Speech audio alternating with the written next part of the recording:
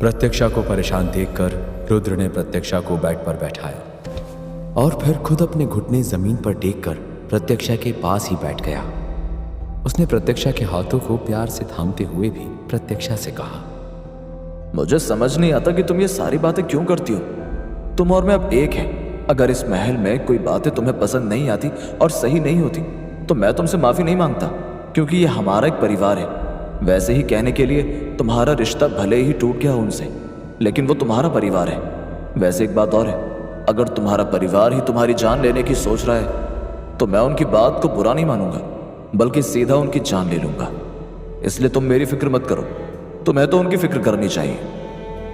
प्रत्यक्षा धीरे से मुस्कुराती हुई रुद्र से कहने लगी, पता है क्या, ऐसी बातें होते हुए मैंने अक्सर फिल्मों में देखी थी, जब हीरो हीरोइन से कहता है कि वो उसके लिए कुछ भी करेगा।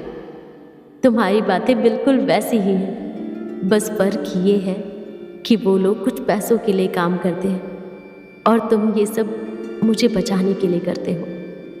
अब तुम्हारी ये फिल्में और हीरो हीरोइन का तो मुझे नहीं पता। मैं ना तो तुम्हारे जितना पढ़ा लिखा हूँ और ना ही मैंने तुम्हारी शहरी दुनिया देखी है, लेकिन तुम मेरा वो पहला रिश्ता हो जिसे मैं संजोकर अपने दिल में रखना चाहता हूँ। प्रत्यक्षा ने रुद्र के हाथों को बेहद प्यार से थामा और फिर रुद्र की तरफ मुस्कुराते हुए देखने लगी। प्रत्यक्षा को इस तरह से अपनी तरफ देखते हुए रुद्र ने उससे कहा, अब तुम ऐसे देखोगी तो फिर बात थोड़ी सी बिगड़ सकती है। तो फिर मैं भी देखना चाहती हूँ कि बात कितना बिगड़ सकती है। प्रत्यक्षा ने धीरे से आगे बढ़कर रुद्र के माथे को चूमा और फिर उससे कहने लगी, रुद्र, मुझे तुम्हारे साथ बहुत अच्छा लगता है। ऐसा लगता है कि हर रोज तुमसे एक नया प्यार हो रहा है। मैंने इससे पहले इतना अच्छा कभी भी महसूस नहीं किया था। रुद्र ने प्रत्यक्षा के चूमने पर धीरे से मुस्कुराते हुए प्रत्यक्षा से कहा, रुद्र, मैं दुनिया के लिए हूँ। तुम मुझे मृत्युंजय कहा करो, मुझे मेरे नाम से बुलाया करो। क्या ये क्या कह रहे हो? हाँ, ये बात इस कमरे में ही रहे। दुनिया के लिए रुद्र हूँ, लेकिन मेरी माँ के सामने और तुम्हारे सामने मैं अपने बचपन के नाम के साथ ही रहना चाहता हूँ। ओह, समझ गई। हाँ, ताकि मुझे मेरी हकीकत याद रहे। ये तो मैं भी जानता हूँ कि हम दोनों को ही एक दूसरे का साथ बहुत भाता है, लेकिन पता नहीं क्यों तुम्हारे मुंह से ये सब बातें सुनकर मुझे थोड़ी सी शर्म आती है। बल्कि इससे पहले जिंदगी में मैं कभी शर्माया नहीं था। रुद्र का चेहरा शर्म की वजह से लाल होने लगा था। उसकी नजरें प्रत्यक्षा से मिल नहीं पा रही थी। इस पर रुद्र के चेहरे को इस तरह से शर्माते हुए देखकर प्रत्यक्षा ने रुद्र के पास आते हुए उसके कानों में धीरे से कहा, क्या आज रात हम एक साथ रह सकते हैं? क्या मैं तुम्हारे साथ? प्रत्यक्षा की बात सुनते हुए रुद्र ने अचानक से ही अपनी आंखें फैलाते हुए प्रत्यक्षा की तरफ देखा और फिर अपने मुंह पर हाथ रखकर प्रत्यक्षा का मजाक उड़ाते हुए कहने लगा, हाँ, तुम कितनी बेशर्म हो। पहले बड़ी तो हो जाओ, अभी भी बहुत छोटी हो तुम। ये कैसे ख्याल आ रहे हैं दिमाग में तुम्हारे? ये सब बहुत गलत बात है।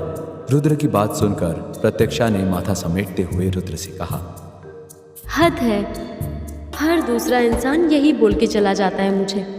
तुम्हें मैं दूध पीती हुई बच्ची लगती हूँ क्या? तुम्हें पता है, जब मैं कॉलेज में थी तो मुझसे भी छोटी उम्र की लड़कियां डेट पर जाती थी और उनके भी बॉयफ्रेंड हुआ करते थे। इस पर रुद्र अपना माथा समेटते हुए उठकर खड़ा हुआ और फिर प्रत्यक्षा के पास बैठते हुए प्रत्यक्षा से कहने लगा, डेट? वो क्या होता है? माफ करना, यहाँ गांव में तो इसके बारे में कभी सुना ही नहीं मैंने। तुम्हारी गलती नहीं है। जहाँ लोगों को बेचा खरीदा जाता है वहाँ डेट, रोमांस, इनके बारे में क्या ही पता होगा। डेट मतलब ये होता है कि जब लड़का लड़की एक दूसरे को पसंद करते हैं तो दोनों साथ में घूमने जाते हैं, साथ में समय बिताते हैं, खाते हैं, पीते हैं, प्यार भरी बातें करते हैं और एक दूसरे के साथ सबसे बेहतरीन पल बिताते हैं, ताकि उनका प्यार और भी ज़्यादा गहरा हो और दोनों एक दूसरे को बहुत अच्छे से समझ सकें। थोड़ी देर सोचने के बाद रुद्र ने प्रत्यक्षा से पूछा, सुनो, तो क्या तुम मुझे डेट करना चाहोगी? क्योंकि हमारा रिश्ता हमेशा से ही डगमगाया सा था। मैं इस पल को पूरी तरह से जीना चाहता हूँ और ये भी चाहता हूँ कि तुम भी और अच्छे से चीज़ों को समझ सको। तो क्या तुम मुझे डेट करोगी? लेकिन मेरे पास तुम्हें घुमाने के लिए ये गांव ही है। हाँ, तुम्हें वो जगह दिखाता हूँ जो मुझे सबसे ज्यादा पसंद है, और थोड़ा बहुत तुम्हें बाहर खिला पिला सकता हूँ। बस बाबा की नजर से छुपा कर ले जाना होगा, चलेगा ना तुम्हें? रुद्र की बातें सुनते हुए प्रत्यक्षा का मूड एकदम से बदल गया था। अब उसे किसी बात की घबराहट नहीं थी। उसने मुस्कुराते हुए ही रुद्र के चेहरे को अपने हाथों में थामा और फिर उससे कहने लगी, कितने प्यारे हो तुम। बिल्कुल मैं तुम्हें डेट करूंगी। तुम मुझे जहाँ भी लेकर जाओगे, जो भी खिलाओगे, मेरे लिए वो सब कुछ स्पेशल होगा। मुझे कोई फर्क नहीं पड़ता कि तुम मुझे खाने में सूखी रोटी खिलाओ या 56 भोग। तुम्हारे हाथों से खाकर मुझे सब कुछ अच्छा लगेगा। और फिर तुम्हारे पग फेरे से वापस आने के बाद जो अभी अभी तुमने मुझसे मांगा, उस पर ध्यान दूंगा। इतना कहते हुए रुद्र ने प्रत्यक्षा के गालों को अपने हाथों से थामते हुए उसके होठों को चूमा। प्रत्यक्षा ने मुस्कुराते हुए ही रुद्र के गले में अपनी बाहें डाली और रुद्र को देखते ही अपनी आंखों को बंद कर लिया। रुद्र और प्रत्यक्षा उस पल में खो से गए थे कि तभी रुद्र का ध्यान अचानक से ही टूटा जब उसके कानों में आसमान में कड़कती बिजली की आवाज पड़ी। रुद्र प्रत्यक्षा के करीब था, लेकिन अचानक से ही बिजली कड़कने की आवाज से रुद्र हद से ज्यादा घबरा गया और खिड़की की ओर देखने लगा। रुद्र के इस तरह से घबरा जाने पर प्रत्यक्षा ने रुद्र से कहा, क्या हुआ? शायद बारिश होगी, तो ये बिजली कड़कने की आवाज़ थी। तुम इतना क्यों घबरा रहे हो? क्या तुम्हें इससे डर लगता है?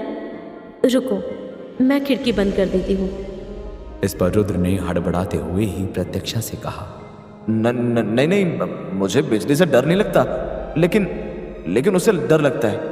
प्रत्यक्षा को कुछ समझ नहीं आया रुद्र उससे कह क्या रहा था। उसे किसे? किसकी बात कर रहे हो? तुम ठीक तो हो ना? रुद्र अचानक से ही उठकर खड़ा हुआ और प्रत्यक्षा के पास आकर उससे कहने लगा, मुझे जाना होगा, मैं थोड़ी देर में आता हूँ।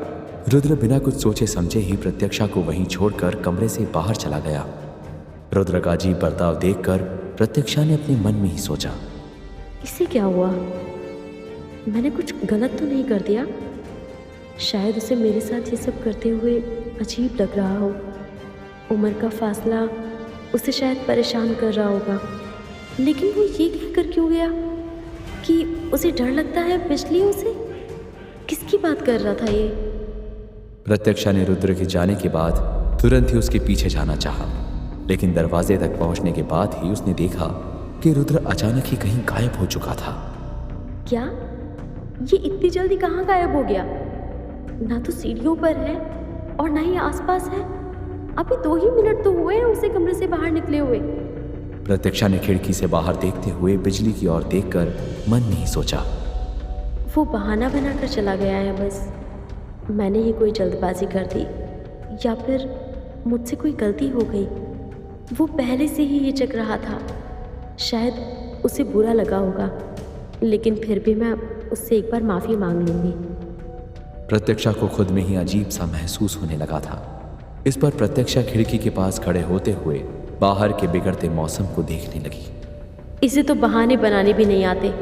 बिजलियों से आखिर किसको ही डर लगेगा? यहाँ के लोग जान लेने वक्त तो एक बार भी नहीं सोचते, तो फिर उन्हें क्या ही डर लगेगा? प्रत्यक्षा रुद्र का इंतजार करती हुई कमरे में यहाँ वहाँ टहल रही थी, लेकिन रुद्र वापस नहीं आया। प्रत्यक्षा थककर वापस से बेड पर लेट गई और देखते ही देखते उसकी आंख लग गई। प्रत्यक्षा नींद में ही थी कि तभी बिजली की जोरदार आवाज से ही प्रत्यक्षा की आंख खुली और उसकी नजरें उसके सामने पड़ी। रुद्र अभी भी कमरे में नहीं आया था। इस पर प्रत्यक्षा ने धीरे से उठते हुए सामने लगी घड़ी की तरफ देखा। रात के 3:30 बज रहे थे, लेकिन रुद्र का कोई भी अता पता नहीं था। अभी तक नहीं आया। क्या हुआ इसे? क्या ऐसा कुछ है जो मुझे अभी तक नहीं पता? कहाँ हो तुम?